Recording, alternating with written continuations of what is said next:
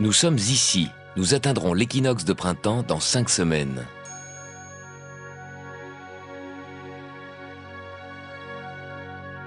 En fait, la Terre, pourquoi est-elle ronde? C'est une question de poids. La Terre fait le poids. Sa masse génère de telles forces d'attraction que toutes ses parties se pressent vers son centre. Ce n'est pas le cas pour les astéroïdes. Ce sont de toutes petites planètes, grandes comme la Corse ou l'île Dorée, ou comme un immeuble. Et justement, comme elles sont petites, il n'y a pas assez de force d'attraction pour attirer toute leur matière et former une sphère. Sur la Terre, qui a une masse énorme, la force d'attraction dirigée vers le centre de la Terre est une force irrésistible, rien ne peut y échapper. Et heureusement, car cette force d'attraction retient autour de la Terre l'atmosphère, l'air que nous respirons. Les petits astres, la Lune ou les astéroïdes n'ont pas d'atmosphère. Et sur la Lune, les astronautes marchaient comme ça, en sautillant, parce que la faible force d'attraction de la petite Lune les rendait 6 fois plus légers. C'est la masse de la Terre qui nous donne notre poids à nous, qui nous cloue au sol et qui empêche nos amis australiens de tomber dans le vide. Cette force d'attraction, vous la sentez chaque fois que vous devez monter des escaliers, car chaque fois que vous essayez de vous éloigner du centre de la Terre, vous devez surmonter la force d'attraction de la Terre. Chaque objet qui vous échappe, la force d'attraction de la Terre l'emporte et l'objet tombe. On raconte même que c'est comme ça que la force d'attraction a été découverte au XVIIIe siècle. Une pomme serait tombée sur la tête d'Isaac Newton, qui alors se demanda pourquoi. Parce que la masse énorme de la Terre attire la petite masse de la pomme. Mais alors, pourquoi la Lune ne tombe-t-elle pas sur la Terre? Et la Terre ne tombe-t-elle pas dans le Soleil?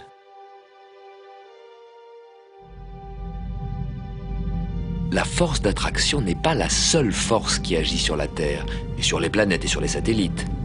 Les planètes qui se sont formées de cette purée de matière ont reçu une forte impulsion centrifuge qui fuit le centre.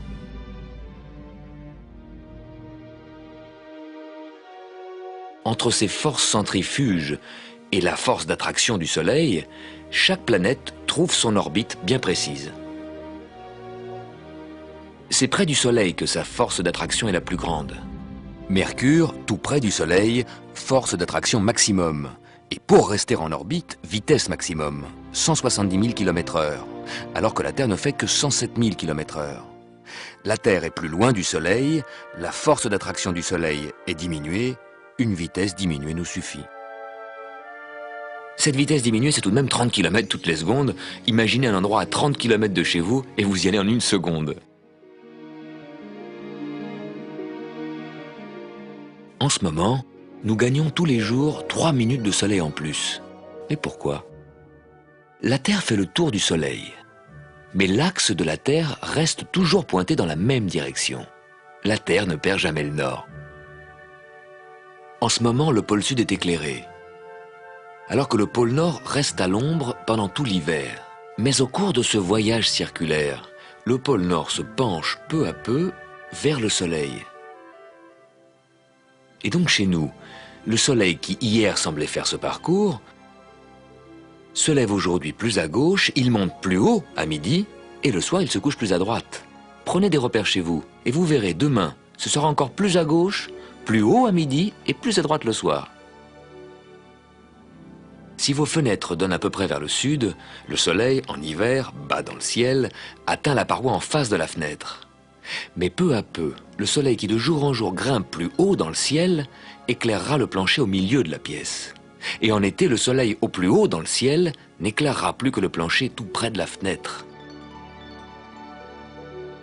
En ce moment, en hiver, les rayons du Soleil pénètrent jusqu'au fond de la pièce. Regardez ce rayon et imaginez la position de la Terre dans le système solaire. Imaginez votre place dans l'univers.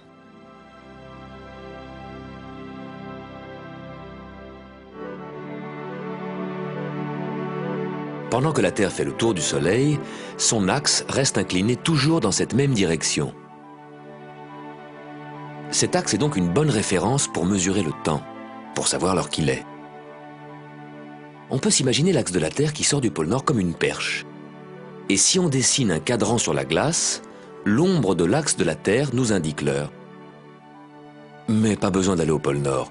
On peut se fabriquer des modèles réduits de l'axe de la Terre. Ce sont les cadrans solaires. Au pôle Nord, la perche qui prolonge l'axe de la Terre serait toute droite, en angle droit, 90 degrés.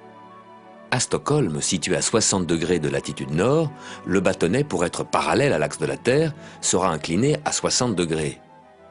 À Paris, un peu plus au sud, 48 degrés. Au Cameroun, penché à 15 degrés. Et à l'équateur, il faudrait carrément coucher le bâtonnet par terre.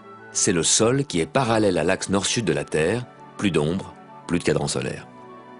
Il y a d'autres types de cadrans solaires, mais ils sont tous orientés dans l'axe nord-sud de la Terre. La rotation de la Terre, que vous ne ressentez pas, vous pouvez la voir, pas seulement au cadran solaire, mais partout autour de vous. Chaque maison, chaque arbre jette une ombre. Vous n'avez qu'à regarder. En suivant les ombres, vous finirez par vivre la rotation de la Terre.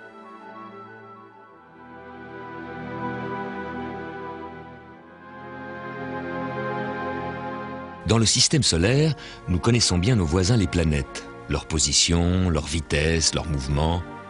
Les surprises viennent des comètes. Bien entendu, il y en a que nous connaissons bien, comme la comète Halley, qui passe régulièrement tous les 76 ans. Mais parfois de nouvelles comètes apparaissent, comme la comète Hale-Bopp, qui est passée tout près de nous en 1997. Les comètes sont plus petites que les planètes. Elles circulent sur des orbites elliptiques. Certaines viennent des régions lointaines du système solaire, puis elles passent près du Soleil et s'en vont de nouveau. En s'approchant du Soleil, elles éjectent d'énormes quantités de gaz et de poussière.